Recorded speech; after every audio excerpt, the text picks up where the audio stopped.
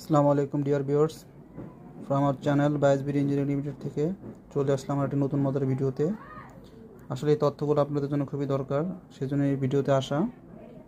তো আজকে আমি দেখতে পারতেছেন আপনারা দেখাচ্ছে ইউনিড্রাইভ M200 এর একটি ড্রাইভ।